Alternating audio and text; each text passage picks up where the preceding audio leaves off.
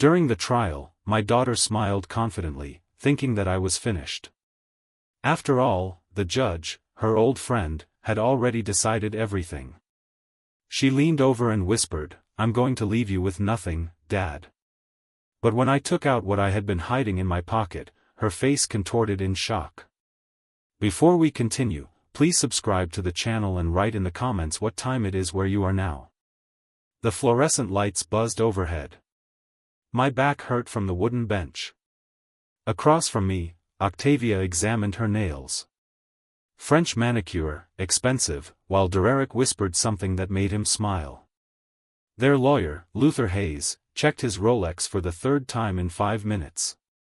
My phone vibrated. "Marlene, Dad, please don't let them do this. Get a real lawyer." I didn't answer. Derek leaned back, tie perfectly knotted, shoes polished enough to reflect the courthouse ceiling. The bailiff appeared in the doorway. Hawkins versus Coleman Hawkins, courtroom 3. Derek stood first, adjusted his cufflinks, passed close enough that his cologne hit me like a wall. "Ready to lose your house, old man?" My hand went to my jacket pocket. Paper there, folded, carried it for a week now. Ever since that night in my basement, I smiled. Small, just the corners. Dererick's face changed. "What's funny?" "Nothing." I stood just remembering something from 1995. 1 week earlier, Tuesday evening, the doorbell rang at 7:30. I was washing dinner dishes. 1 plate, 1 fork. The house quiet like it had been since Martha died.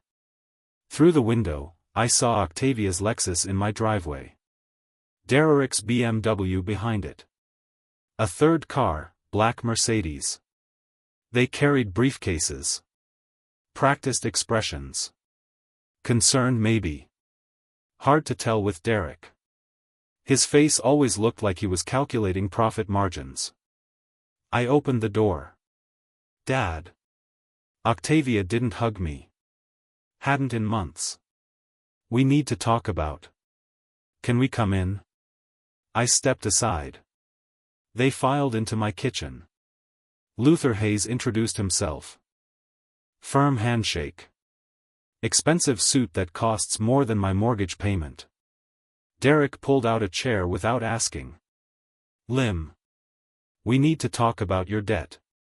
"My what?" Luther opened his briefcase.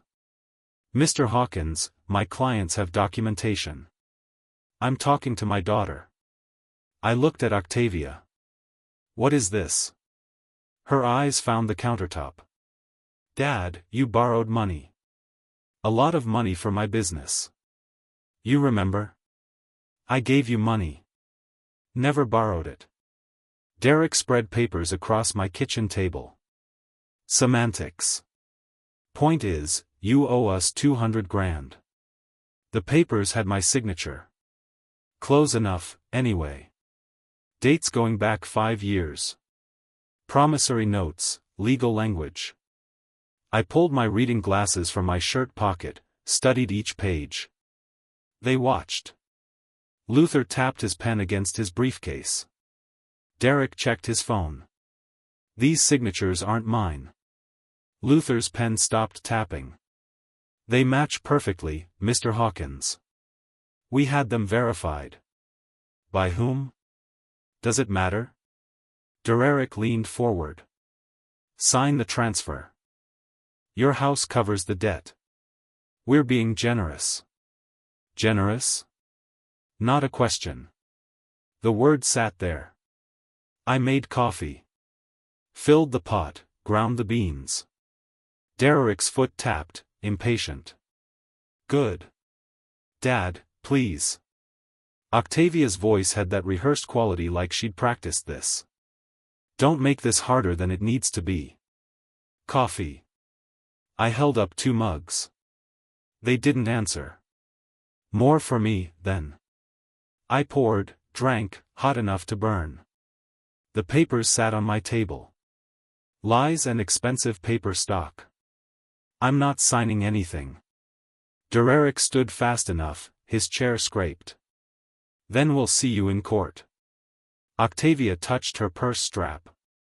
Wouldn't look at me. Dad, Judge Mitchell is an old friend of mine. We met at a charity event a few years ago. He'll be fair, but this will be quick. Fair. The evidence is clear. Her voice got quieter. Don't waste money on a lawyer. Just don't fight this. Luther gathered the papers. Efficient. Bored. Done this before. Derek stopped at my door. See you next week, old man. Bring tissues. Their cars backed out. Taillights disappeared down Hickory Street. I stood at my kitchen window, counted to 100. Old habit. Martha used to say I needed to count before making decisions. Then I went downstairs. My basement smelled like old paper and concrete. Filing cabinets lined 3 walls. 40 years of court transcripts. Every case I'd stenographed, typed, archived. People thought digital was better. Digital disappeared. Paper lasted. I went to cabinet 7, drawer 3. Didn't hesitate. Muscle memory from decades of filing. March 15, 1995. The transcript was yellowed, edges soft. My handwriting in the margins, shorthand notes, questions I'd had then. Young LM, 28 years old, new father, recording every word of State versus Marcus Wells. I remembered that day. Prosecutor Horace Mitchell. Nervous, ambitious, presenting evidence that didn't quite match. A knife found in the suspect's apartment. Fingerprints perfect. Timeline wrong. My notes showed it. Evidence log dated Monday. Mitchell testified. Police found it Thursday morning. 3 days. Someone held that knife for 3 days. I'd known then something was off. I'd said nothing. Too young, too scared, too much mortgage, and too little courage. Marcus Wells served 15 years. Mitchell became a judge. I pulled my phone from my pocket. 3 calls. First, Des, it's Lim. We need to talk. His voice came through tired. Lim, haven't heard from you in months. What's wrong? Remember that case in '95? The Wells murder trial. Pause. Long one. Lim, tomorrow. Ollie's bar. 6 o'clock, this is about Octavia, isn't it? I heard tomorrow. I hung up. Second call. Private investigator Opal Sanders owed me a favor from 2 years back when I'd helped her track down probate records. Mr. Hawkins didn't expect to hear from you. I have a job. Cash. Quiet. I'm listening. Tomorrow after I meet someone. I'll call you then. Mysterious. I like it. Third call. Marlene, Toronto. Late there. She answered anyway. Dad, what's wrong? Nothing, sweetheart. It's 10:30. You never call this late. Octavia came by tonight. Silence then. Dad, I can fly down. I can loan you money for a lawyer. No need. Dad, Derek is a snake. You need help. I have help. Trust me. What are you planning? The transcript sat on my workbench. 30 years old. Perfect condition. Something I should have done 30 years ago. Back to the courthouse, present day. The courtroom door opened. Judge Mitchell's chambers visible through the gap. Wood paneling, American flag, law books nobody read anymore. Octavia touched my arm.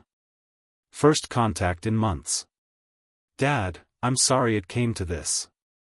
I looked at her hand, pulled away, gentle, final. No, you're not. Not yet. What's that supposed to mean? The bailiff held the door. Luther Hayes walked through first. Derek followed that smirk again. I patted my jacket pocket. The transcript there. Safe, ready. You said this would be quick, Octavia. I met her eyes. You're right about that. 24 hours after Octavia and Derek left my house, I walked into a Molly's bar on Broad Street, 6 days before that courthouse moment. My Camry sat in the public lot, 2 blocks away. Walking gave me thinking time. The leather messenger bag pulled at my shoulder, heavy with the transcript, my notebook, the weight of 30 years. O'Malley's looked the same as 40 years ago. Wood paneling dark with age. Irish memorabilia covering every wall. Regulars on their stools like fixtures. Hank at the far end nursing his beer. Same stool since 1995. Des sat in the back booth already there. Always punctual, both of us. Court stenographer habits die hard. You look terrible, he said. Thanks. Whiskey. Since when do you drink? Since yesterday. When my daughter tried to steal my house, Des's face did that thing. Sympathy mixed with something else. Sue from the courthouse had talked. Small town. Everyone knew everything eventually. I heard. I'm sorry, Lim, don't be. I set the messenger bag on the table. I'm not. The bartender brought my Jameson. Neat. Rare for me. Des watched me drink. His bowling league jacket smelled like Thunder Alley lanes, cigarette smoke and floor wax. I pulled out the transcript, slid it across the booth. Des put on his wire-rimmed glasses. Gray hair caught the dim light. 71 years old, still sharp, still saw everything. His face went pale. Lim, where did you get this? I typed every word. March 15, 1995. State vs. Marcus Wells. He flipped pages. Slow, careful. His finger traced my margin notes. The questions, the timeline that didn't work. These notes. You're saying Mitchell fabricated? I'm saying the timeline doesn't work. Evidence logged Monday, found Thursday. Mitchell testified he was present when they found it Thursday morning. That's Des's voice dropped. That's evidence tampering. That's a felony. Yes, Marcus Wells. Des removed his glasses, rubbed his eyes. I remember that case. He did 15 years. Innocent. The word hung there. Heavy. Final. Des. Drank his beer. Set it down carefully. Why didn't you report this? 30 years ago. My hand found the glass. Second drink. My hands don't shake. Except once. Just then. I studied it. I was 28. Des. Octavia was 2. I had a mortgage. I convinced myself. Maybe I was wrong. Maybe I misread the log. But you kept the transcript. I kept everything. Every transcript, every case. I finished the whiskey because part of me knew. Someday. You couldn't have known it would matter like this. No, but I'm glad I kept it. The glass was empty. Good. Universe has a dark sense of humor. Des turned pages. Reading my notes again. Stenographer shorthand. Codes only we understood. Court language. Evidence language. The language of people who recorded truth for a living. Lem, this is nuclear. You could end Mitchell's career. I know you could also get yourself in trouble. Why did you keep evidence of a crime? It's not evidence. It's my work notes. Perfectly legal. He smiled. Finally, small one. You sneaky old bastard. I learned from the best lawyers, including you. I pulled out my notebook. Same brand I'd used 40 years ago. Spiral-bound mechanical pencil started writing questions, connecting dots.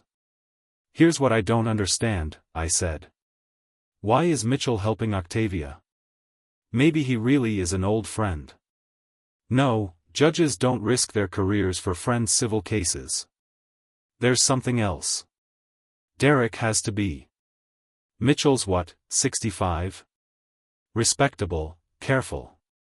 Why would he tank his reputation? Des leaned back. The booth creaked. Unless someone's forcing him. Exactly. Derek knows something or has something. So, you need to find out what? I wrote Derek's name in my notebook. Drew a line to Mitchell's question mark between them. I called Opal Sanders this morning. Des's eyebrows went up. The PI. She still owe you that favor. She does. She starts digging tomorrow. Derek and Mitchell. What connects them? She reliable? She's 29, drives a beat-up Honda, lives on Red Bull in spite. I closed my notebook. She once tailed a cheating husband for 3 days in a clown costume because it was the only disguise she had, but she found out he had 2 other families in 2 other states. So, yes, Des, she's reliable. He laughed. First real sound that cut through the bar noise. Hank glanced over, looked back at his beer. We talked logistics, timeline, court in 6 days, Mitchell presiding, no conflicts of interest declared, because Octavia was his friend, not his blackmailer's partner. My hand went across the table, gripped Des's wrist. Rare contact, he noticed. Don't tell Marlene, I said. She'll worry. Lim, promise me. He nodded. I released his wrist, picked up the transcript, handled it like glass. Precious, dangerous, been protecting it for 3 decades. Waiting without knowing I was waiting. You know what kills me?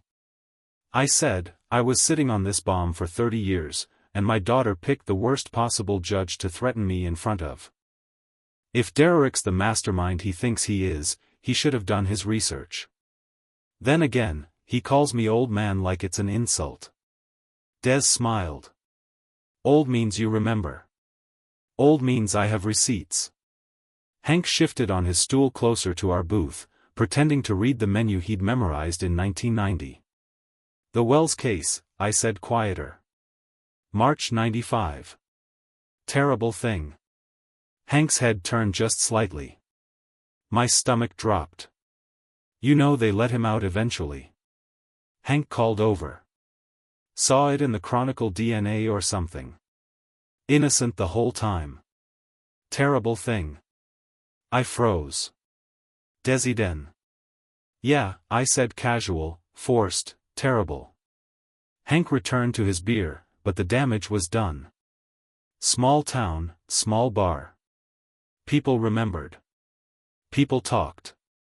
Des leaned close. Whispered. You need to be more careful. If word gets to Mitchell, you're asking about that case. I know. The transcript went back in my bag. We needed to leave. Move faster. Court in 6 days. No more public discussions. Everything goes through Opal now. We stood. Des threw cash on the table. Too much. Nervous. We walked toward the door.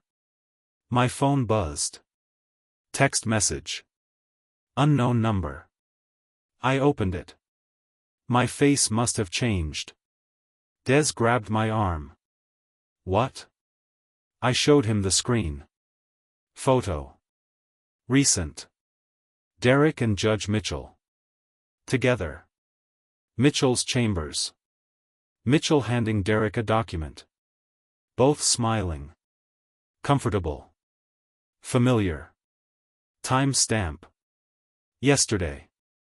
The day after Octavia and Derek threatened me below the photo. Thought you should see this. You have friends. OS. Opal Sanders already working, already finding things. Des stared at the photo. Lim, Derek's in the judge's chambers the day after threatening you. That's not just suspicious. That's confirmation. My voice came out flat, calm, the opposite of what I felt.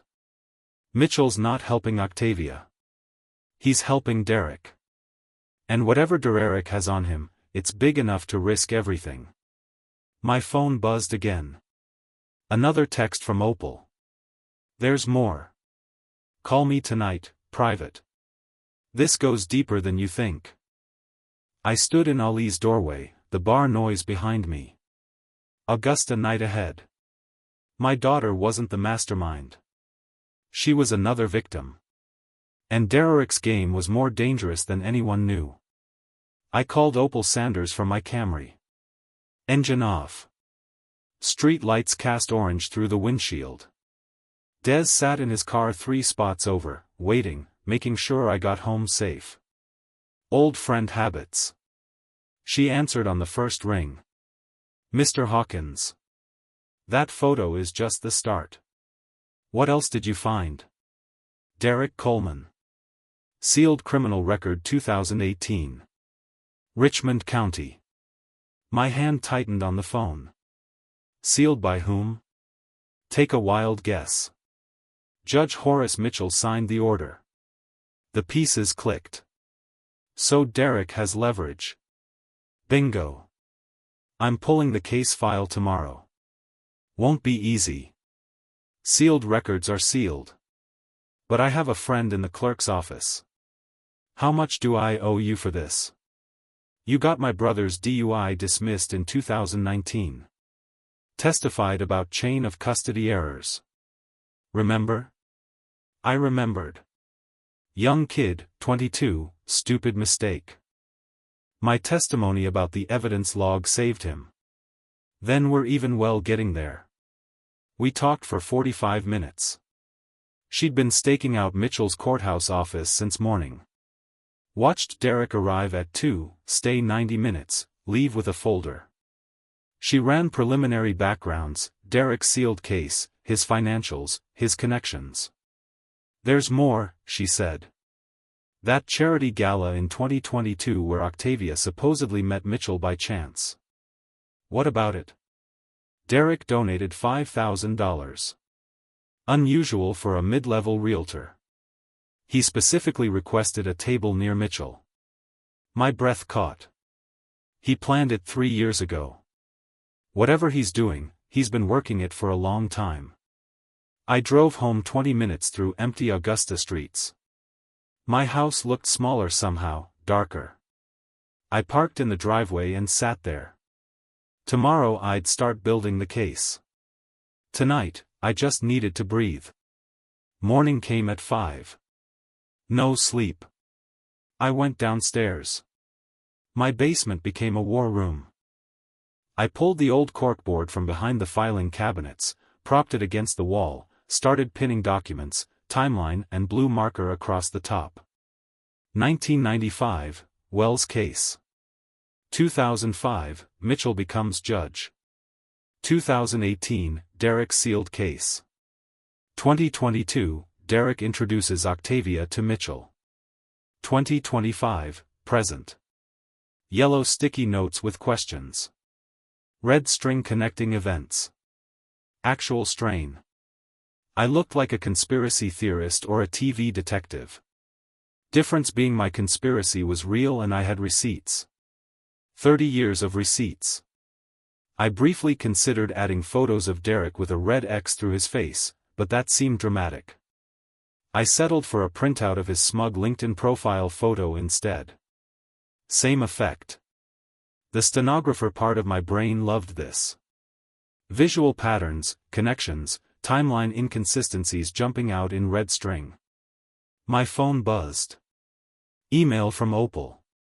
Subject line, you'll want to sit down. I sat. The email had attachments. Security footage stills from the 2022 gala. Derek approaching Mitchell deliberately. Octavia introduced minutes later. It wasn't chance. It was choreographed. But why? What was Derek's endgame 3 years ago? I printed everything, added it to the wall, stepped back. The pattern was there. I just couldn't see all of it yet. That afternoon, I drove to Waffle House on Gordon Highway. 15 minutes. Marcus Wells sat in a corner booth. Coffee already cold in front of him. He looked 70. He was 55. Prison does that. You're the stenographer. His voice was rough. From my trial. I was. I'm sorry, Mr. Wells. Sorry. You knew Mitchell lied? I suspected.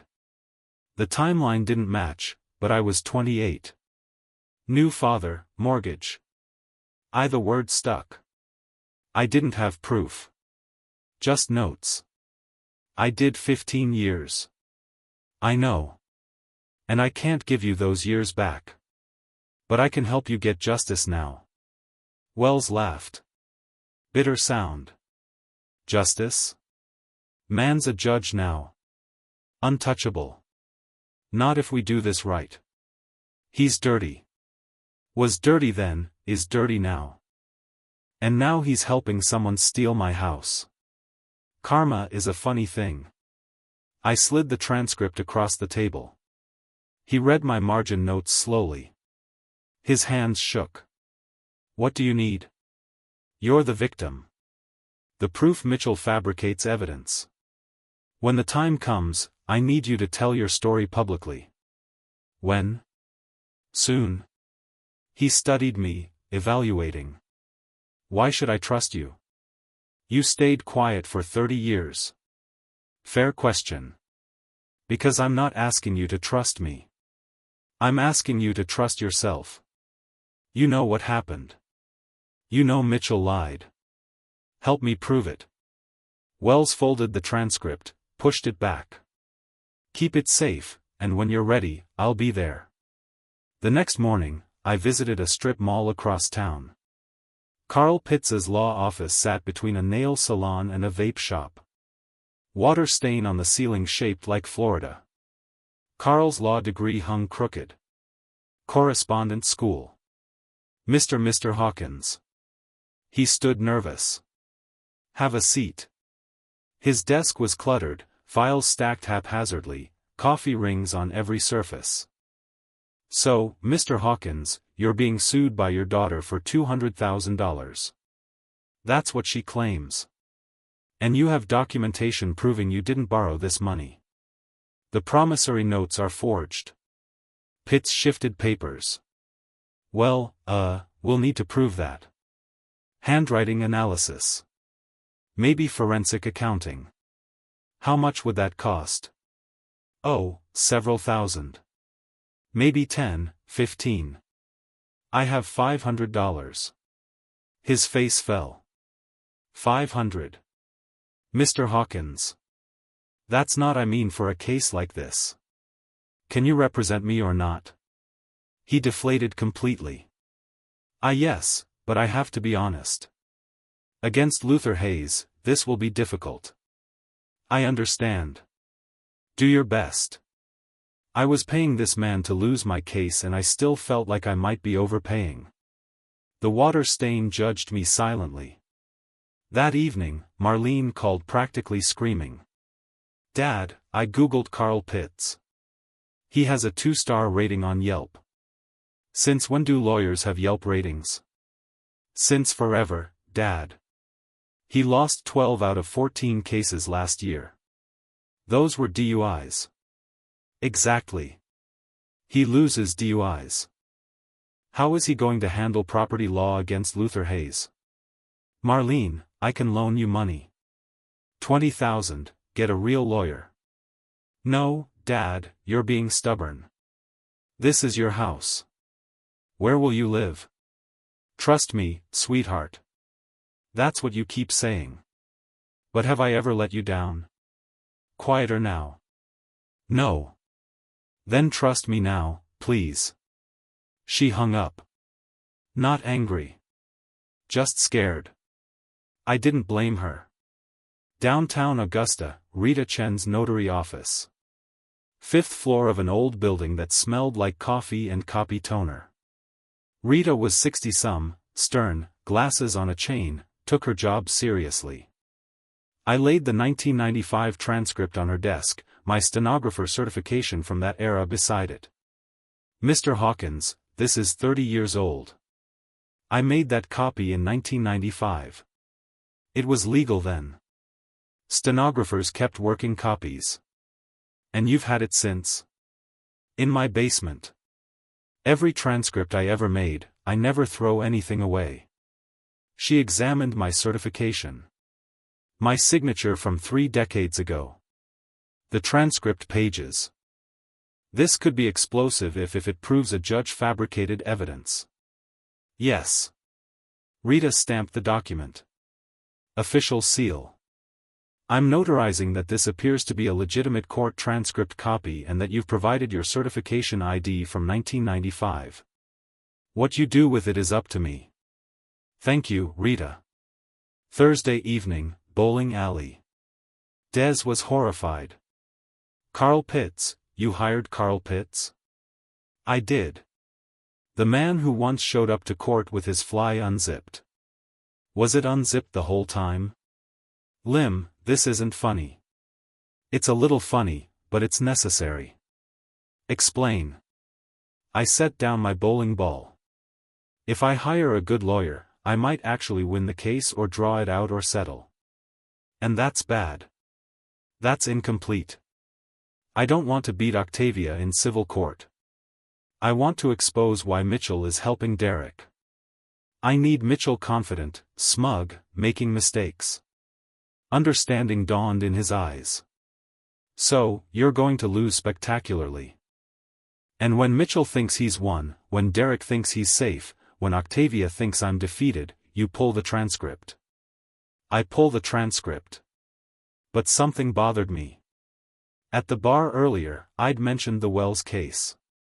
Not loudly, but Hank, old regular at the end, had perked up. Wells case. I remember that I'd changed the subject fast, but damage was done. Small town. People talked.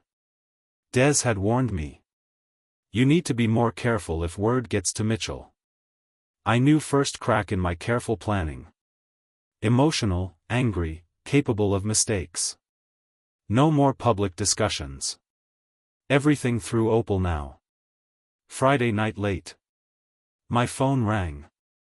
Unknown number. Mr. Hawkins, this is Horace Mitchell. I froze. Judges don't call litigants ever. Judge Mitchell. Mr. Hawkins, I'm calling off the record. This lawsuit, your daughter's lawsuit. What about it? His voice was strained. Tight. I'm required to hear the case. It was randomly assigned to me. But I want to be fair. Fair? I'm just saying if you wanted to settle before trial, I would encourage both parties to consider that option. Judge, is everything all right? Long pause. Too long. Just think about settling, Mr. Hawkins. It would be better for everyone. He hung up. I sat in my basement, surrounded by my war room. Red string. Timeline. Questions. Mitchell was terrified. Derek was pushing him. The judge tried to warn me or it was a trap. I called Opal immediately. Mitchell just called me directly. That's insane. Judges don't do that. He told me to settle. Said it would be better for everyone. Lim.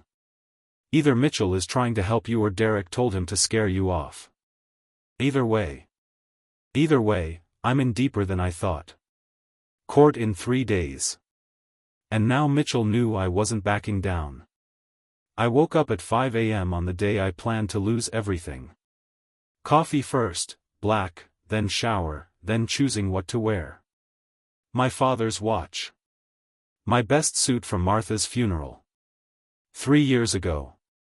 The uniform of defeat, the 1995 transcript went in my inside jacket pocket, folded carefully, safe. I drove to Richmond County Courthouse, parked in the public lot. Carl Pitts arrived in an ancient Corolla, looking like he might vomit. Luther Hayes stepped from a Mercedes, checking his phone. Bored already. Derek and Octavia arrived together. Her Lexus, he got out first, opened her door. Gentleman act. She wore navy blue. Professional, trustworthy. Derek saw me across the lot. That smirk. I nodded once, kept walking. Courtroom 3, second floor. I'd been here 1,000 times recording cases. Other people's disasters. Now mine. Judge Mitchell entered at 9 sharp. Gray hair, expensive suit, exhausted face. All rise. We rose. Mitchell's hands shook when he shuffled papers. His eyes found Derek in the gallery, 3rd row, then looked away fast. Luther Hayes stood smooth, polished. Your Honor, this is a straightforward case. The defendant, Mr. Lemuel Hawkins, borrowed $200,000 from his daughter over 5 years. We have documentation. We have bank records. We have Mr. Hawkins' own signed promissory notes promising repayment. He displayed documents on a screen blown up. My alleged signature, dates, amounts. The total debt is $200,000. Miss Coleman Hawkins has been patient. She's been understanding. She's been generous. But her father has refused every request for repayment. She has no choice but to seek legal remedy. Perfect delivery, practiced, convincing. Mitchell looked at Carl Pitts. Mr. Pitts, your opening. Carl stood, papers shaking in his hands. Yes, Your Honor. My client, Mr. Hawkins, he maintains that these, signatures are not authentic. He gave money to his daughter. He didn't borrow it. Mitchell leaned forward. Do you have evidence of forgery? We would need to hire an expert. Do you have an expert? Not at this time. You're then sit down, Mr. Pitts. Carl sat deflated. I patted his arm. You're doing fine. He looked like he might cry. Luther Hayes called Octavia to the stand. She took the oath, sat composed, ready. Miss Coleman Hawkins, when did you first loan your father money? In 2020. February. He called me, said his pension wasn't enough for repairs on his house. The roof was leaking. How much did you loan him? $15,000. And did he promise to repay you? Yes, he signed a note. Hayes showed the document. That's his signature. Did he repay you? She shook her head. 6 months later, he called again. Said he needed money for medical bills. I sent $25,000. Over 5 years. How many times did he borrow money? 12 times. Always with a reason. Always with a promise. And the total? $200,000. Did he repay any of it? Nothing. When I asked, he became angry. He said I was ungrateful. That he raised me, paid for my college, I owed him. I watched her. She didn't look at me once, not once. Hayes thanked her, sat down. Carl Pitt stood for cross-examination. Slow, uncertain. Miss Coleman Hawkins, isn't it true that you asked your father to invest in your boutique? He volunteered, but you asked him. He offered as a loan with the understanding he'd be repaid. Do you have documentation of that understanding? Yes. The promissory notes. What if I told you those signatures don't match? Hayes shot up. Objection. Speculation. Mr. Pitts has no expert testimony. Mitchell didn't hesitate. Sustained. Mr. Pitts, do you have actual evidence? I know, Your Honor. Then move on or sit down. Carl sat. No further questions, I whispered to him. Don't try too hard. He looked at me confused. Lost. Lunch recess noon. I bought coffee from the courthouse cafe, sipped it slowly, checked my phone. Derek was nodding so hard during Octavia's testimony, I worried about whiplash. The irony of a con man calling me manipulative wasn't lost on anyone with a functioning brain. Unfortunately, Judge Mitchell seemed to have misplaced his. Octavia approached, alone at first, navy suit, expensive shoes. Dad, please sign the deed. This doesn't have to get worse. Worse for whom? For you. Judge Mitchell is going to rule against you. I know you think. You know what I think. I know you're stubborn. But this is over. Just accept it. Derek appeared, smiled. Listen to your smart daughter, old man. Old man, you keep saying that because it's true. You're old, confused. You probably don't even remember borrowing the money. My memory is excellent, Derek. Really? Then you remember signing these? He waved a promissory note. I remember a lot of things from a lot of years. Octavia's face changed just slightly. Dad, what does that mean? It means I'm not as helpless as you think. Derek laughed. Helpless? You hired Carl Pitts. You are helpless. Maybe. Or maybe I know exactly what I'm doing. Then what are you doing? My hand touched my jacket pocket. The transcript, they're safe. Derek's eyes followed the movement. Locked on my pocket, I dropped my hand. Too late. Waiting, I said. Waiting for what? You'll see. Afternoon session. Mitchell requested all parties empty pockets. Any recording devices per court rules. Unusual. Very unusual. I put my keys, wallet, phone on the defendant's table. The transcript stayed in my inside jacket pocket. Technically internal, not a pocket. But Derek watched close, suspicious. I'd underestimated him. He wasn't just a con man. He was observant, careful. This would be harder than I thought. Court adjourned at 4. Tomorrow, closing arguments and ruling. People filed out. I packed Carl's useless briefcase. Slow. Last to leave. Luther Hayes stopped. Mr. Hawkins, you should seriously consider settling. The judge will rule against you tomorrow. Save yourself the formal loss. I nodded, said nothing. He left. I reached the courtroom door. Judge Mitchell's voice stopped me. Mr. Hawkins, a moment. I turned. Mitchell stood at his bench, robe still on, looking older than 65. Close the door. I closed it. The bailiff stepped out. We were alone. I want you to know this isn't personal, isn't it? I'm following the evidence, the law. Of course you are. Pause. Heavy. You seem very calm for a man about to lose his home. Do I?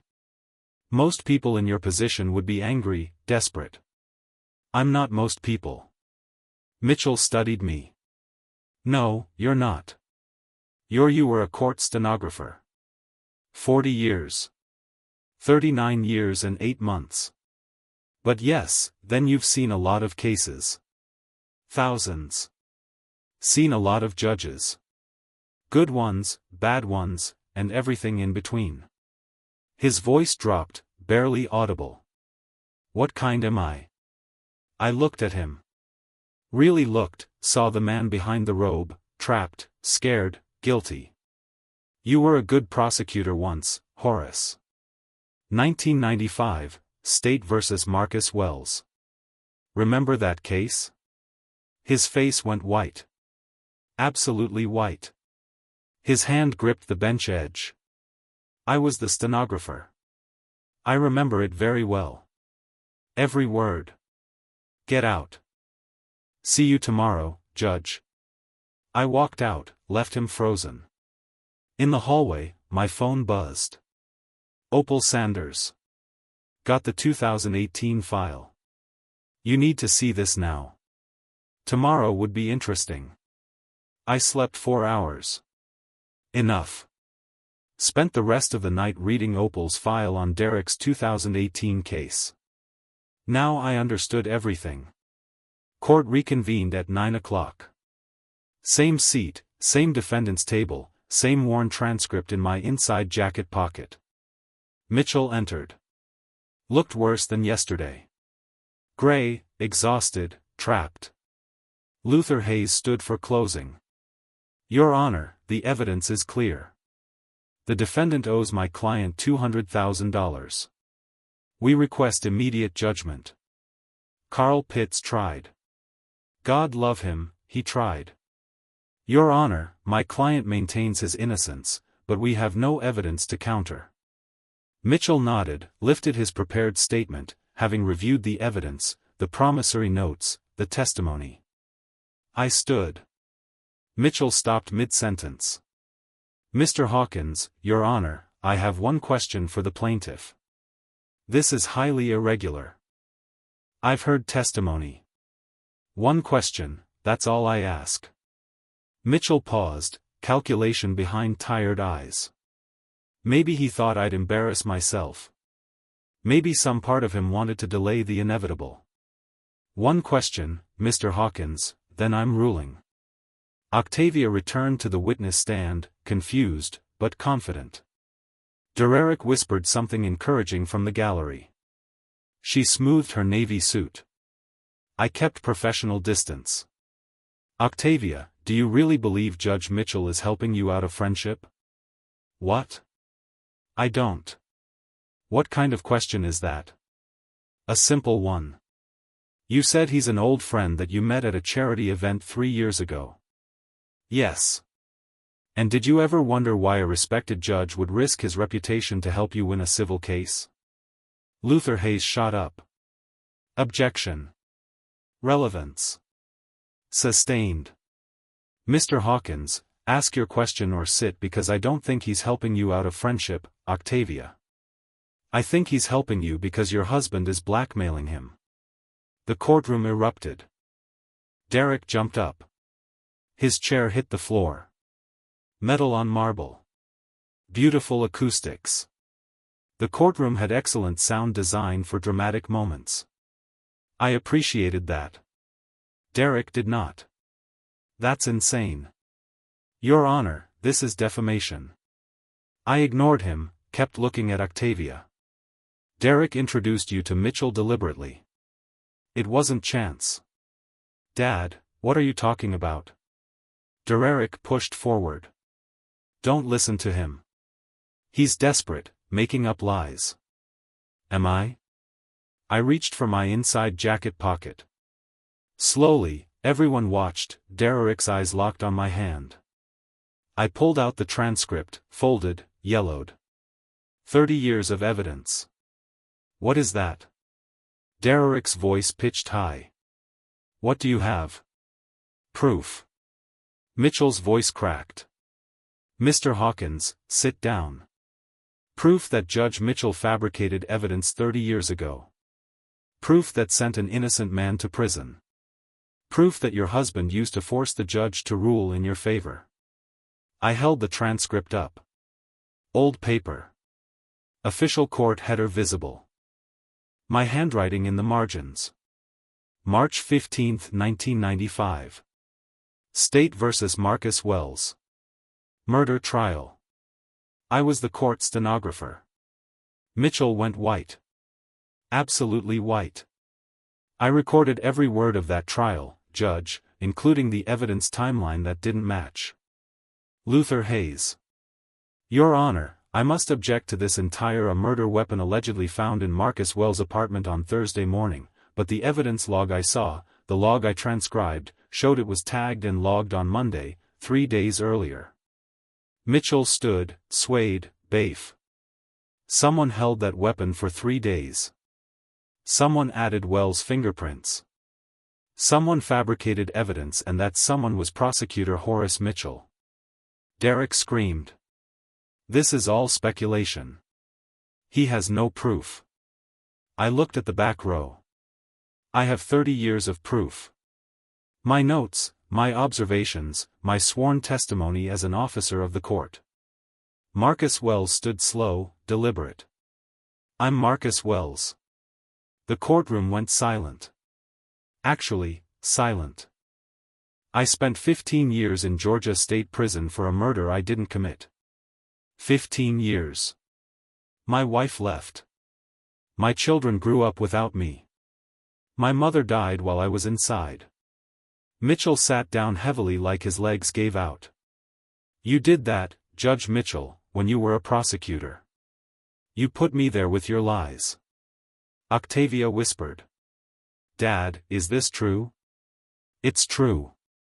Every word, and I can prove it. Derek turned to her desperate. Don't believe him. Your father is manipulating you. This is crazy. Is it? Is it crazy? Or did you know about this, baby? I did. You know, Mitchell hit the gavel. Weak strikes. Tap tap tap. It sounded less like order in the court and more like, please stop yelling at me. 30 years as a judge, and he'd forgotten how to use his hammer. Karma had a sense of timing. This court is in recess. Bailiff, clear the courtroom. I looked at him. Really looked. Are you recessing, Your Honor, or are you running? Mr. Hawkins, you are in contempt. I'm in contempt. You fabricated evidence that destroyed a man's life. Clear the courtroom. The bailiff approached, gentle hand on my arm. Sir, you need to come with me. Of course, I've said what I came to say. As I walked down the aisle, I passed Octavia, still frozen in the witness box. Your husband isn't who you think he is. Neither is your friend, the judge. Dad, and those promissory notes. Check the signatures yourself, Octavia. Really look at them. The hallway buzzed, lawyers whispering. Someone had photographed the transcript through courtroom windows. Marcus Wells followed me out. We stood together. Didn't speak, just shared a nod. Derek burst through the doors, wildeed, disheveled. He grabbed my arm. I shook him off. Don't touch me. That transcript proves nothing. It's your notes. He hearsay. Is it? We'll let the Georgia Bar Association decide that. You'll regret this. I'll destroy you. You'll what? Blackmail another judge. That worked out well. Desperation replaced anger. You don't understand. Mitchell wasn't what? Innocent. No, he wasn't. Neither are you. He changed tactics. Octavia will never forgive you for this. You've ruined her life. No, Derek, you did that. My phone rang. I answered, listened. When? Pause. Are you certain? Pause. I'm on my way. I hung up, looked at Derek. That was Opal Sanders, my private investigator. His face changed, fear replacing everything else. She's at your house in Atlanta. Your other house where your other family lives. Derek went white, stumbled backward against the wall. Did you really think I wouldn't find out? I walked away, left him collapsed there. Marcus Wells followed behind us through the courtroom windows. Octavia emerged. She saw Derek's state, stopped, confused. She didn't know yet, but she was about to learn everything. 20 minutes later, I stood in the courthouse hallway holding my phone.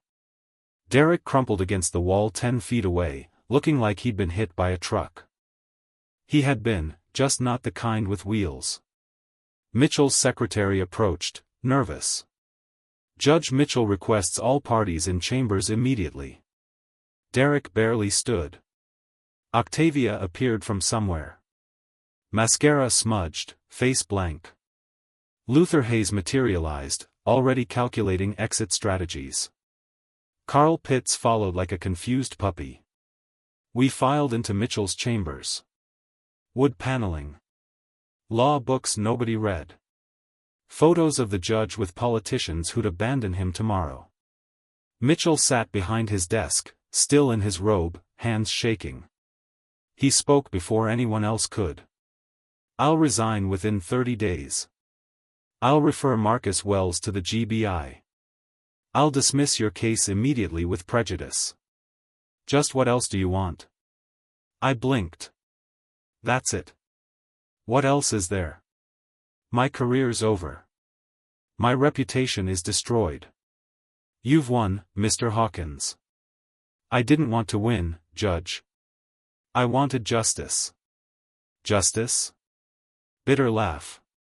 "I don't even know what that means anymore." I pulled out more papers, laid them on his desk, methodical, organized. "These are phone records, calls and texts between Derek and Judge Mitchell. 6 months of correspondence." Luther Hayes read over my shoulder. His face did calculations faster than a Wall Street computer. Client scandal plus public exposure plus his firm's name in tomorrow's headlines equaled time to distance himself. I watched him scoot his chair an inch away from Octavia.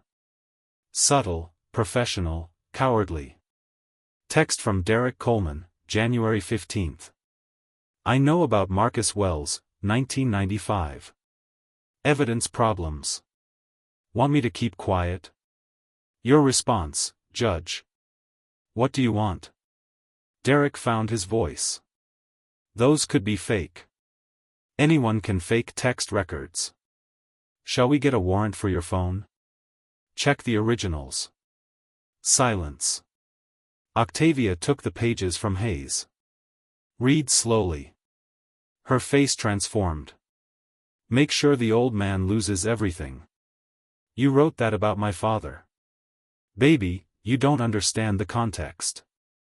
"What context makes that okay? He was trying to ruin your business. I was protecting you by blackmailing a judge." "I didn't blackmail anyone," I read aloud. "Do this or the Wells case becomes public. Your choice, Judge." That's March 3rd, definition of blackmail. Mitchell's voice barely audible. He found out during his own case, 2018, real estate fraud charges in my court. He was looking for ways to and he found Wells. Derek rounded on him. "This is your fault. If you just ruled for Octavia like you promised, like I promised, you threatened me. You forced me. You came cheap for a judge. One mistake from 30 years ago, and you folded like paper. My mistake sent a man to prison for 15 years. And my leverage got you to do the right thing. Octavia deserved that house." Octavia stood. "No, I didn't. The signatures were fake. You forged them, didn't you? Didn't you?" Derek caught, trapped. "You needed to believe. You forged my father's signature. You faked the promissory notes. You dragged me into court to lie for you. For us, for our future. We don't have a future." Luther Hayes stood.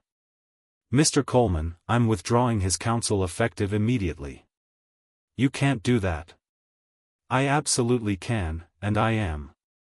"Good luck." He moved faster than I'd ever seen a lawyer move without hourly billing involved. The door practically left scorch marks. I respected his survival instincts. Rats, sinking ships, and all that. He'd probably bill Octavia for the exit. Octavia held her phone, searching something. Her face went through stages. Confusion, comprehension, devastation. "Derek, who is Heather Morrison?" He pal dead. "Who?" "I don't." 2847 Riverside Drive, Atlanta. "House in your name and hers." "Who is she?" "That's business. It's complicated." "Is she your wife?" "No." God, no. She showed him her phone screen. Then why are there photos of you two at a wedding from 2017? Long silence. Heavy. Crushing. Octavia. I can explain. You're married to her. It's not a real marriage. It was for tax purposes. Tax purposes. That was a new one. I'd heard a lot of excuses in 40 years of courtrooms, but I committed bigamy for tax purposes. That was creative. Stupid, but creative. The IRS would be fascinated. Tax purposes. And she knows about you. She's fine with it. You have another family. Octavia, please. 2 children. I can see them in the photos. How old, baby? Listen. How old? Derek deflated completely. 7 and 5. We've been married 6 years. Pause. Long, heavy. You married me while married to her. While raising her children. It's not like that sounds. She looked at me, tears streaming. Real ones, not performance. Dad, I'm so sorry. I'm so sorry. Derek tried to reach for her. She jerked away. Get away from me. Without me, you have nothing. Your business is in debt. Your father hates you. No, he doesn't. But I think I'm starting to hate you. Derek lunged for the desk, trying to grab the transcript. Destroy evidence. Carl Pitts blocked him. The lawyer who couldn't object properly, who'd lost 12 out of 14 DUI cases, who had a water-stained ceiling and a crooked law degree, just turned into an action hero. I don't think so, Mr. Coleman.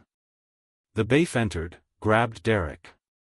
Sir, you need to leave now. Derek fought, screamed. This isn't over, Lim. You haven't won.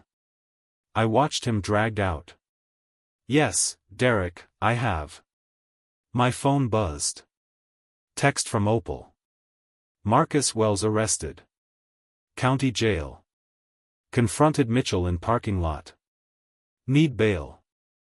I texted Des immediately. Kept my face neutral. One complication. Manageable. Mitchell signed the dismissal order, typed his resignation letter. His hands shook the entire time. Judge Mitchell, here's what happens next. You dismiss the case. Today, you submit your resignation letter. Tomorrow. You cooperate fully with the GBI investigation. And if I do all that, then I don't send this transcript to every newspaper in Georgia. That's your blackmailing me. No, Judge. I'm giving you a choice. Something you never gave Marcus Wells. He nodded. Broken. I'll do it. All of it. Parking lot. Late afternoon. I was exhausted. Victorious. Done. My phone rang. Unknown number. Mr. Hawkins.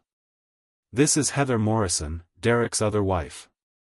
I stopped walking. Miss Morrison, I'm surprised to hear from you. I bet. Look, I heard what happened in court today. Someone posted about it online already. And I need you to know something. What's that? Derek didn't just scam you and the judge. He scammed me, too. The house in Atlanta. He took out a second mortgage I didn't know about. He's been stealing from both families. I'm sorry to hear that. Don't be sorry. Be ready. Because Derek, when he's cornered, he gets dangerous. I've seen it, and right now he has nothing left to lose. What are you saying? I'm saying, watch your back. Derek isn't going to just let this go. Just be careful, Mr. Hawkins. She hung up. I reached my Camry, unlocked it, walked around at once, checking. Nothing. I got in, started the engine, pulled out. In my rearview mirror, Derek's car 3 rows back. Derek in the driver's seat, watching me. Not moving, just watching. I'd won in court. I'd exposed Mitchell.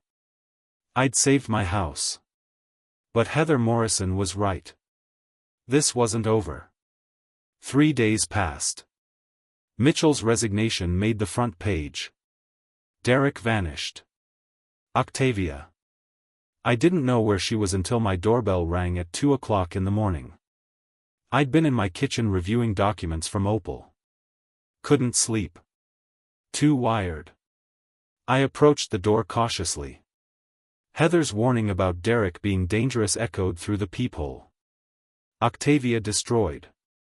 No makeup, hair disheveled, eyes swollen. I opened the door. She collapsed into a chair. Could barely speak. Dad, I didn't know. I swear I didn't know about any of it. You didn't want to know, Octavia.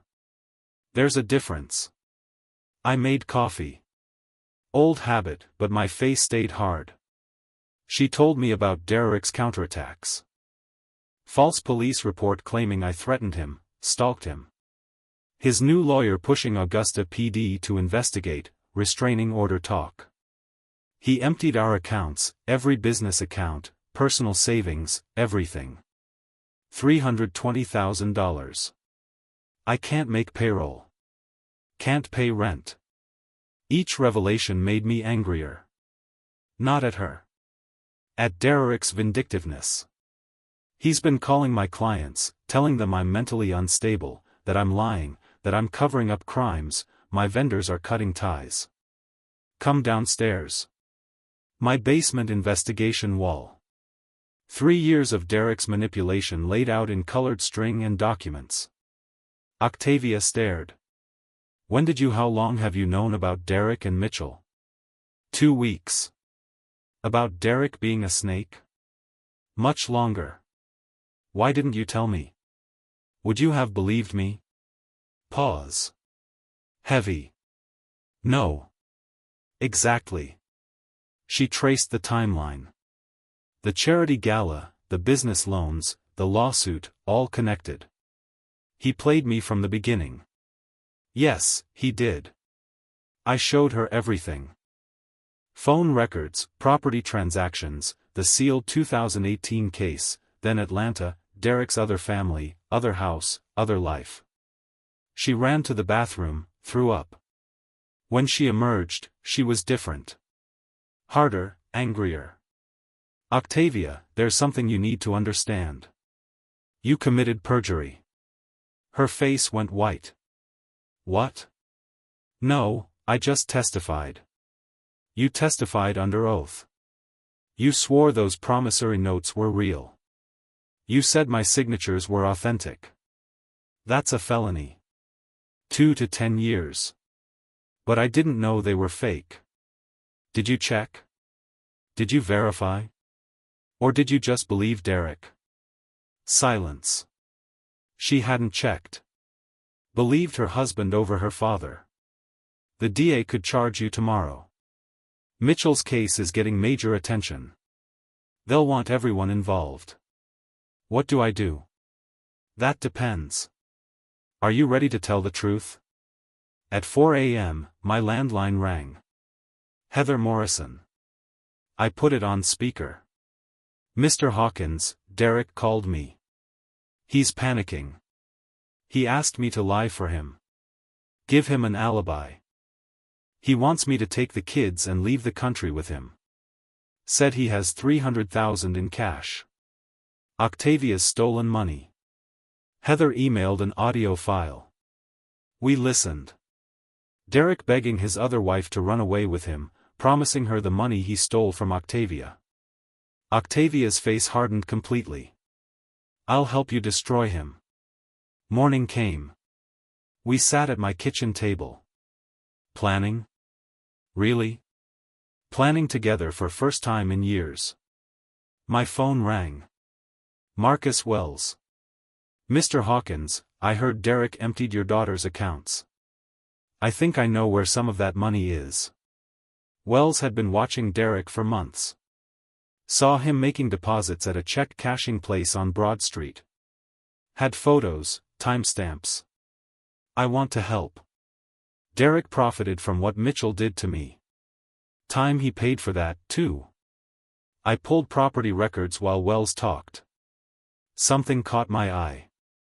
Address, 1847 Riverside Drive, Augusta. Derek purchased it in 2019 from W Family Trust. I checked my notes. Wells' family address. Marcus, did Derek buy your family's house? Long pause. How did you know? Property records, $45,000. It was worth $200,000. My mother was desperate. Sick. I was in prison. Derek took advantage. Octavia stared at the deed. He bought your house. He profited from Mitchell's crime against me. Then he used that crime to blackmail Mitchell. The cruelty was breathtaking. Wells arrived an hour later, shook Octavia's hand. Let's get him.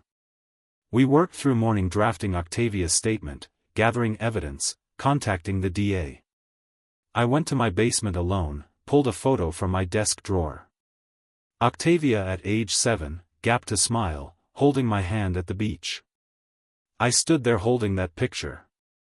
For the first time since this started, I wondered if I'd gone too far. Octavia was going to confess to perjury, might face charges, had lost her business, her marriage, her reputation, everything gone. Because I'd set this in motion. What if I'd just let them take the house? I looked at my investigation wall. Marcus Wells's photo. 15 years stolen. Derek's multiple families, his frauds, his manipulations. No, I didn't start this. Derek did. And maybe this was the only way to save her. Sometimes you burn away the infection to save the patient. I put the photo back, went upstairs. Octavia looked up from her typing. Dad, you okay? Yeah, sweetheart. I'm okay. Late evening, email from Opal. Urgent, found him. Derek and Augusta, still in town. Grand Hotel downtown under fake name. She attached surveillance photo. Derek outside courthouse talking to someone. Luther Hayes, Octavia's former lawyer, handing Derek a folder. What is Luther doing with Derek? Marcus Wells. Your lawyer who quit? He didn't quit. He switched sides. My phone rang. Luther Hayes. Mr. Hawkins, we need to talk. Do we? Derek has hired me. He has allegations about you. About Ms. Coleman Hawkins. Coercion, manipulation, elder abuse claims. That's his desperate move. Derek has documentation, recordings of your conversations, texts. He's claiming you forced her to turn against him. Recordings. Derek recorded everything. Your midnight conversation. Your basement meeting. He's claiming you coerced a confession. Octavia's phone. Derek had installed spyware months ago. Oh my God. He's been listening to everything. I looked at Marcus Wells at Octavia at our evidence. Derek knew our entire plan. So, what do we do? I smiled slightly. We move faster. We go public tomorrow before he can file anything. Tomorrow, we're not ready. We're ready enough. And Derek just made his biggest mistake. What mistake? He let us know he was listening, which means we can use that. We sat around my kitchen table staring at Octavia's phone like it was a bomb. Derek had been listening to everything. We have maybe 12 hours, I said. We move now. Not tomorrow. Tonight. The house became a war room. Coffee brewing constantly. Marcus Wells calling victim advocacy groups. Journalists who covered his exoneration. Octavia typing her statement. Des arrived at 4 a.m. to review everything legally. At 7:30, reporter friend Jennifer called. "Derek's holding press conference in 30 minutes. He has recordings. It's bad." I hung up. Change of plans. "We're not going to DA first. We're going to the press now." By 8:15, we were at the Chronicle building requesting emergency meeting with editorial board. While Derek's press conference happened at courthouse steps, we were inside showing editors the full picture, complete unedited recordings, financial records, property deeds showing Wells' family theft, Mitchell's resignation letter, Heather Morrison via video conference agreeing to public statement, phone records of blackmail. Editor Susan Torres's face transformed from skeptical to shocked. "We almost got played. Derek showed you edited clips to manipulate coverage. We're publishing today. This is the biggest scandal in Augusta legal history." At 10 a.m., Chronicle released explosive article online. Full scope of Coleman-Mitchell scandal revealed: bigamy, blackmail, property theft. Community reaction was immediate and savage. Social media exploded. Derek Coleman trending in Georgia. For 2 hours that morning, Derek had thought he won.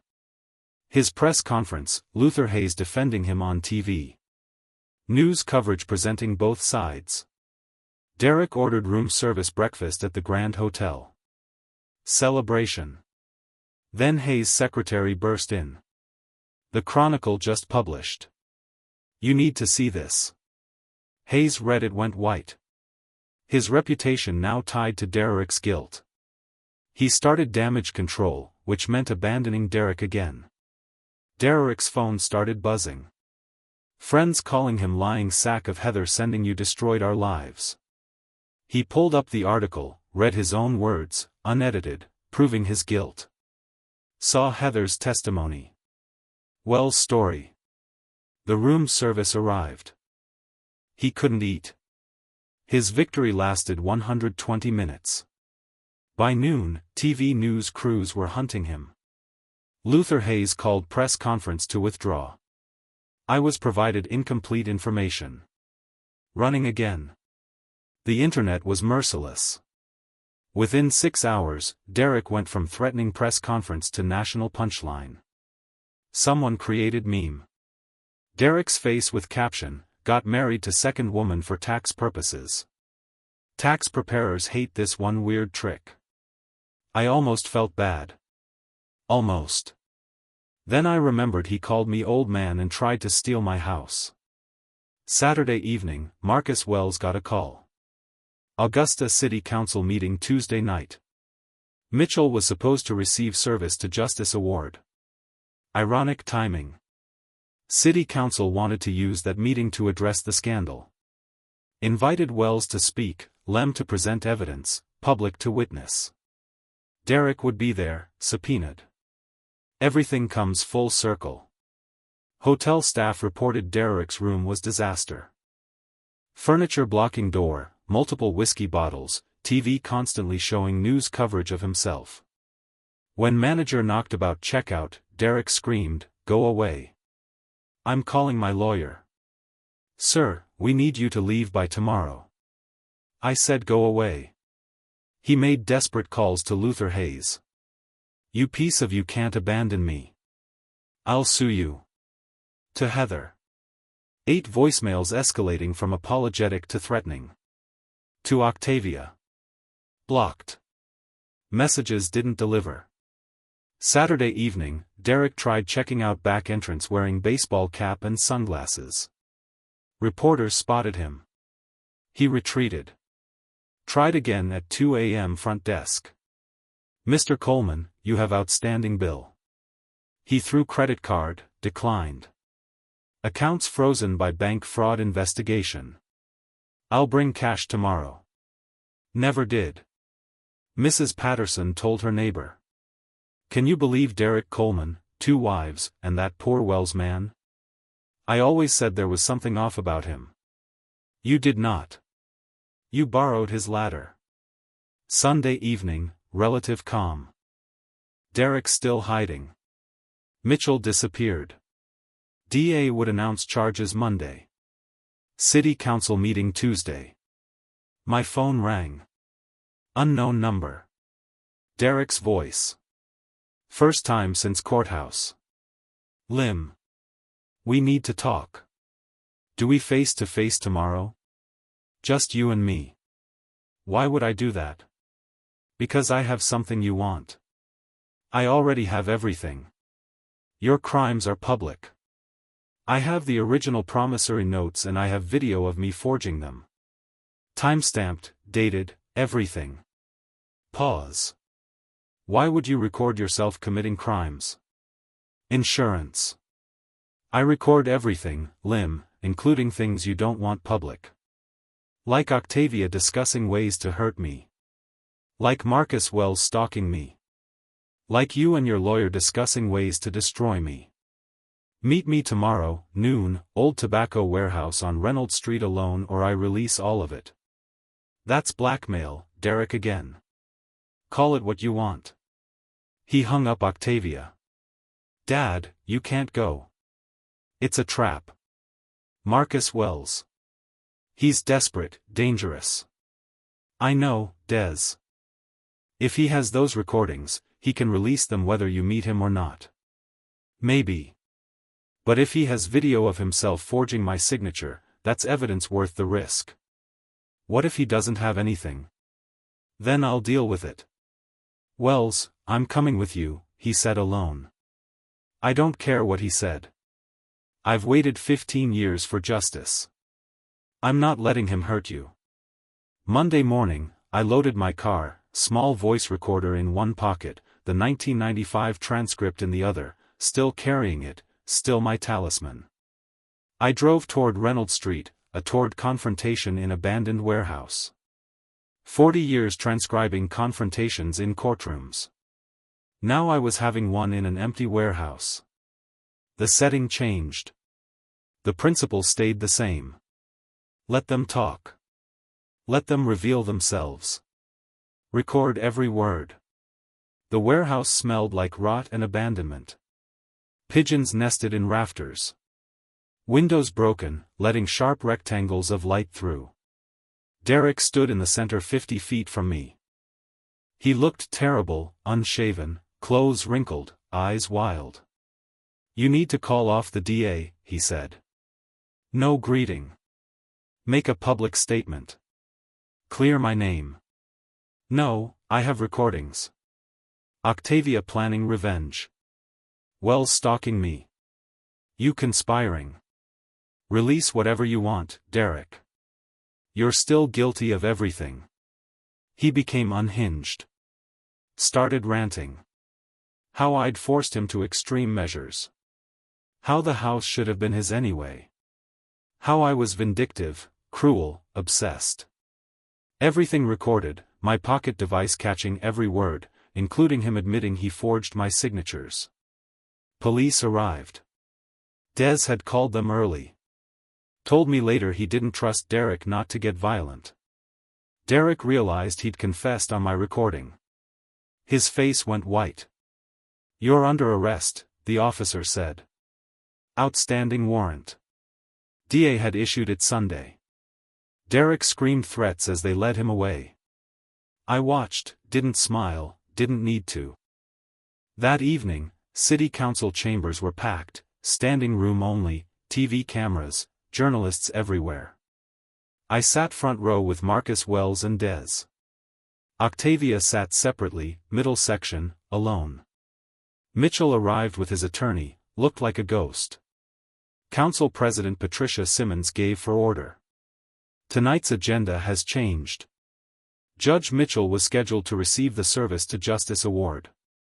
In light of recent allegations, we're conducting public inquiry instead. Gas from gallery, Mitchell's attorney. This is irregular. We weren't properly notified. You were subpoenaed Friday. You're here. That's notification. She called Marcus Wells first. Wells walked to the podium slowly. Placed an old photo there himself at 40 before prison with his children. My name is Marcus Wells. In 1995, I was convicted of murder. I served 15 years in Georgia State Prison. I was innocent. The gallery went silent. The prosecutor who convicted me was Horace Mitchell. He presented evidence, a murder weapon that he claimed was found in my apartment, but that evidence was fabricated. The timeline didn't match. He held up the 1995 transcript. This document proves it, and the man who recorded those facts is here tonight. Lemuel Hawkins. Wells spoke for 20 minutes. His family's collapse. His mother's death. Then the final blow. In 2019, Derek Coleman bought my family's home for $45,000. Worth $200,000. We were desperate. He took advantage. Later, I learned Derek used my case to blackmail Judge Mitchell. The gallery erupted. I was called next.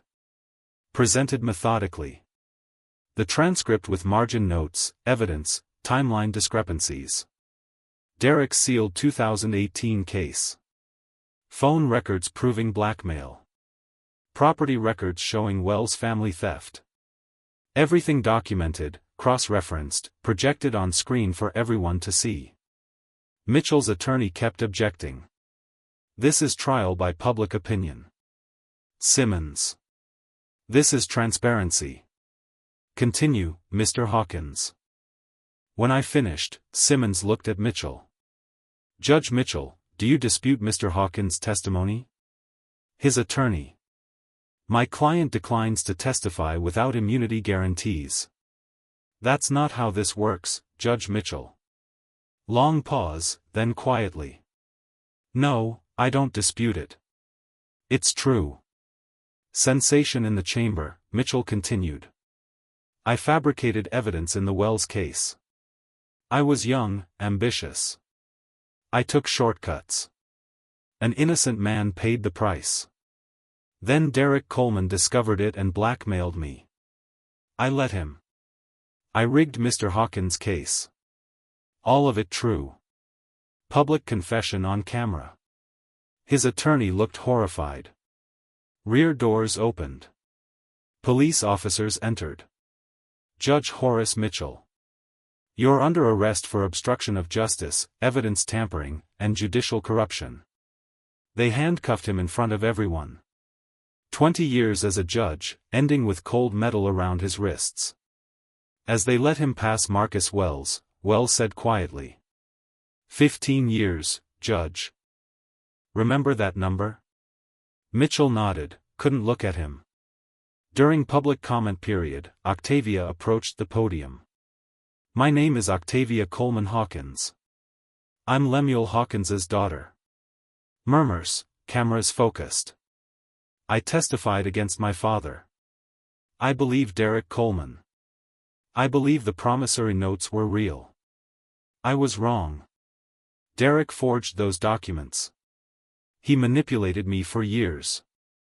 She looked at me. I'm sorry, Dad. I nodded once. Didn't smile, but my eyes softened. Counsel voted unanimously. Criminal prosecution recommended. Formal apology to Marcus Wells. Commendation for my civic courage. Outside after, Wells shook my hand. No words needed. 15 years stolen. 30 years of guilt. All acknowledged in that handshake. Octavia approached cautiously. Dad. I looked at her. My daughter who'd betrayed me, who'd just chosen truth over comfort. You did good tonight, Octavia. Not forgiveness, but not rejection either. Possibility. 3 months passed. Summer arrived in Augusta. Hot, humid July. My basement felt like a cave. Cool, dark, safe. Mitchell was formally charged, held without bail. Derek charged with 8 felonies. Trial date set. Octavia cooperated with the DA, got probation, her boutique closed. She worked retail at Macy's now. Media circus died down. Life returned to something like normal. Early July evening, I sat on my back porch. Iced tea. Fireflies in the yard. Peaceful. My phone rang. Octavia. First time in 2 weeks. Dad, can I come over? I need to talk. She arrived looking different. No designer clothes, Target jeans, simple shirt, hair pulled back. She carried an envelope. We sat at my kitchen table. I made coffee. Old habit. Long silence. I don't know how to start. Start with truth. That's what I taught you. Truth is, I'm ashamed of everything. How I treated you. What I believed, who I became. Derek manipulated you. No. No, Dad. I let him. I wanted to believe him because believing him was easier than questioning why my business was failing. I chose comfort over truth. I chose Derek over you. That's on me. I nodded. I'm sorry. I know sorry isn't enough. I sued you. I testified against you. I called you a manipulator. No, it doesn't erase them. She pushed the envelope across. This is everything I have left. $4,000 from selling my stuff, working, saving. I know you spent retirement money defending yourself. I pushed it back. Keep it. Dad, you need it more than I do. Silence. Octavia. Do you understand what you did wrong? Yes. Tell me specifically. I trusted money over family. I trusted a man I'd known 6 years over my father who raised me. I didn't ask questions when I should have. I let grief over Mom make me vulnerable. And when you needed me, I turned on you. That's right. All of it. So what now? Now you live with those choices. You rebuild. And maybe in time we rebuild our relationship. But I can't forgive you completely. Not yet. Maybe not ever completely. Some things don't heal all the way. She cried. I understand. But I can give you a chance to earn back trust. To be my daughter again if that's what you want. I do more than anything. Then we start small. Sunday dinners here. You, me, and your sister when she visits. We talk. We're honest. We see what happens. Sunday dinners. It's a start. Week later, Marlene flew in from Toronto. First time both daughters were at my house together in 5 years. Tension was thick. I made them sit at the kitchen table. Your sisters, you lost your mother. You almost lost your father. Life is too short for this. They talked. Awkward, painful, honest. By evening's end, they weren't best friends, but they were talking. First Sunday dinner happened. Uncomfortable, but hopeful. Mail arrived one morning. Letter from Marcus Wells. I opened it on my porch. Georgia had agreed to compensate him for wrongful imprisonment. $140,000 per year served. Total $2.1 million. Then the surprise. Mr. Hawkins. Without you, I'd never have gotten justice. I want to share this victory. Enclosed is a check for $200,000. You earned it. I sat with the check for 2 days. Then I knew what to do. I wrote my own check for $200,000. Put it in an envelope with a note for a fresh start. Use it to pay off debts. Maybe start small business again someday. But this time, build it honestly, slowly without debt. Consider it an investment in your future. And a gift from Marcus Wells. His suffering paid for this. Don't waste it. Dad, I mailed it before I could reconsider. Final Sunday dinner of July. Lim Octavia Marlene at the kitchen table. Octavia had received the check, crying, grateful, overwhelmed. "Dad, this is too much. It's not from me. It's from Wells. And yes, it's too much. That's the point. You lost everything because of Derek. Now you can rebuild properly. Marlene, will you rebuild? Octavia? Yes. Slowly, carefully, honestly. We ate my pot roast. Mediocre, but they ate it. After dinner, we looked through old photo albums before Mom died when we were happy. Grief and hope mixed together. Not perfect, but real. I sat on my porch watching sunset over Augusta. Phone quiet in my lap. Iced tea sweating in Georgia heat. The house was mine. My daughters were talking again. Marcus Wells had his compensation. Mitchell and Derek were facing justice. It wasn't a perfect ending. Some things stay broken even after you fix them, but it was a fair ending, and sometimes fair is enough. If you like this story, please like this video, subscribe to the channel, and share your impressions of this story in the comments. To listen to the next story, click on the box on the left. Thank you for watching.